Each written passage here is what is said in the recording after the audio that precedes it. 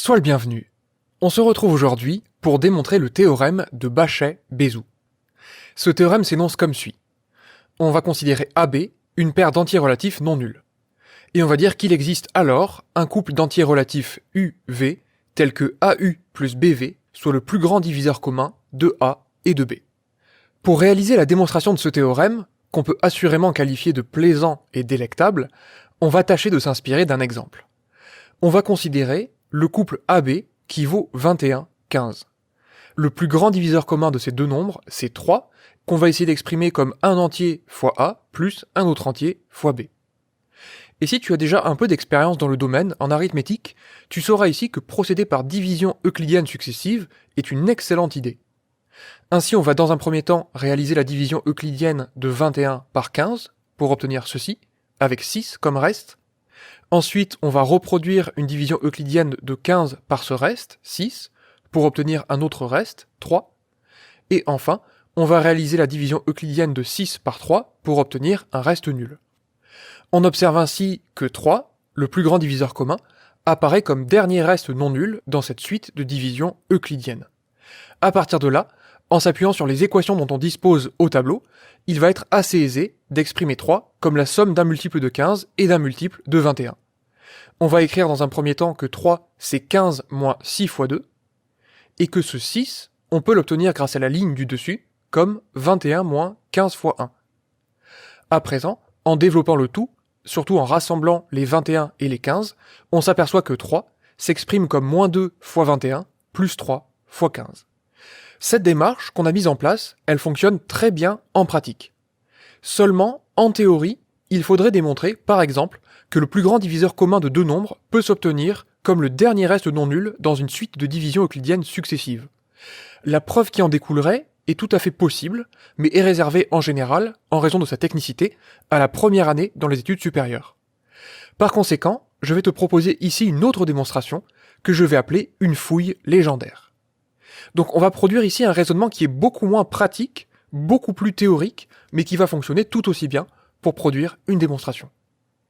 Ce qu'on va faire, c'est qu'on va considérer l'ensemble G constitué de tous les entiers strictement positifs qui s'obtiennent comme la somme d'un multiple de A et d'un multiple de B.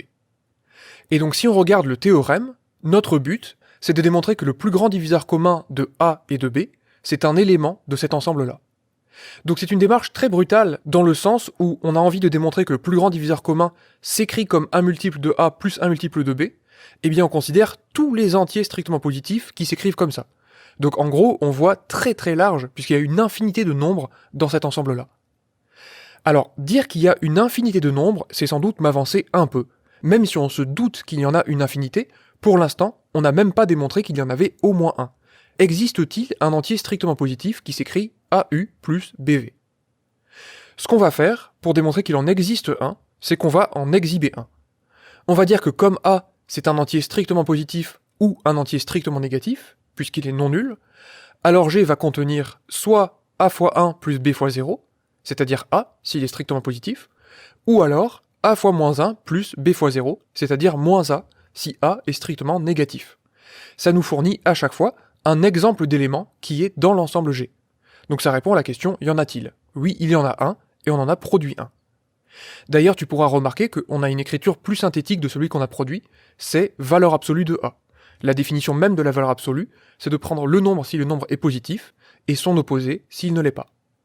Donc ce qu'on peut conclure à partir de là, c'est que G, c'est une partie non vide de l'ensemble des entiers naturels non nuls. Et donc par propriété de l'ensemble des entiers naturels, cette partie, G, admet un plus petit élément qu'on va noter petit d. Et c'est ici que va intervenir l'idée principale. Ce qu'on voulait démontrer, c'est que le plus grand diviseur commun de A et B est un élément de G. Mais en réalité, c'est encore plus précis. On va essayer de démontrer que le plus grand diviseur commun de A et de B, c'est cet élément petit d. Autrement dit, c'est le plus petit entier strictement positif qui peut s'écrire comme la somme d'un multiple de A et d'un multiple de B. Ce qui est très agréable, à partir de cette reformulation du but, c'est qu'on va pouvoir faire des calculs. Tout à l'heure, on avait juste une appartenance à un ensemble, mais ici on a directement une équation qu'on doit démontrer. Donc on va introduire, en particulier, un couple UV d'entiers relatifs, tel que D s'écrivent comme AU plus BV, dont l'existence est assurée, puisque D c'est un élément de G, donc il s'écrit comme cela. Donc ça nous permet d'avoir des variables avec lesquelles on va pouvoir travailler pour démontrer l'égalité qui constitue notre but. Et pour démontrer cette égalité, j'ai un plan. Ce qu'on va essayer de faire, dans un premier temps, c'est de démontrer que D est un diviseur commun de A et de B. Et donc par définition, D sera plus petit que le plus grand diviseur commun. Et réciproquement, ce qu'on va essayer de démontrer, c'est que le plus grand diviseur commun de A et de B divise petit d. Ce qui va nous permettre de dire, comme on considère deux entiers naturels, que le plus grand diviseur commun de A et B est plus petit que D. À partir de là, grâce aux deux inégalités qu'on aura obtenues, on pourra conclure à l'égalité et achever la démonstration du théorème de Bachet-Bézout. Donc on va se lancer là-dedans.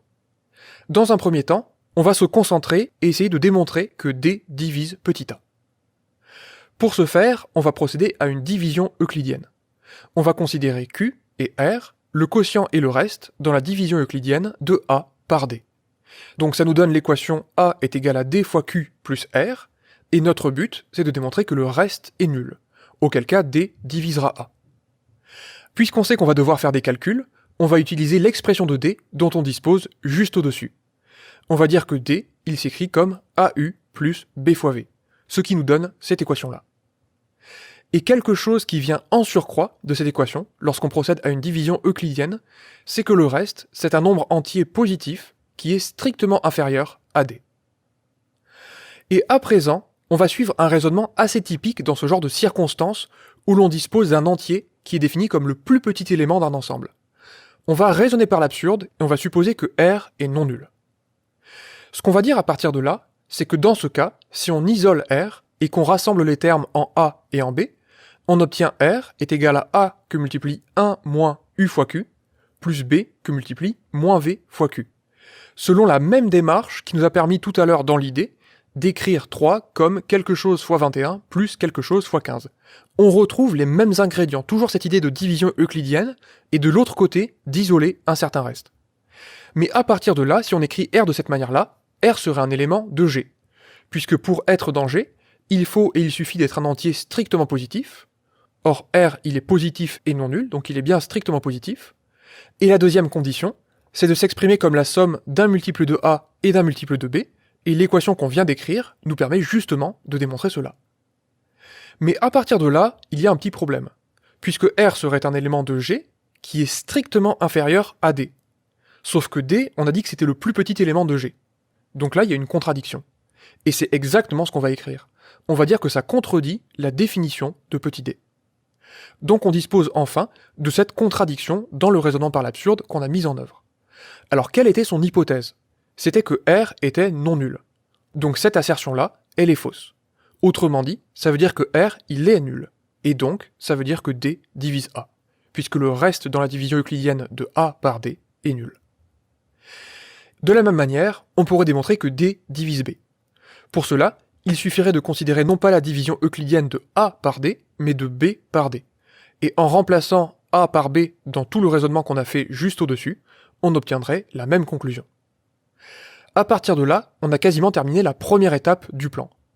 On va dire que comme D est un entier naturel qui divise à la fois A et B, c'est un diviseur commun de A et B, et donc, par définition du plus grand diviseur commun, eh bien D est plus petit que ce plus grand diviseur commun, tout simplement.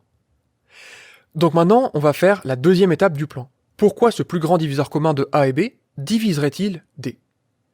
Et il s'agit pour cela de regarder l'expression de D qu'on avait obtenue comme la somme d'un multiple de A et d'un multiple de B. Le plus grand diviseur commun, eh bien il divise A et il divise B. Donc, par conséquent, il divise tout multiple de A et tout multiple de B. Donc il va aussi diviser leur somme.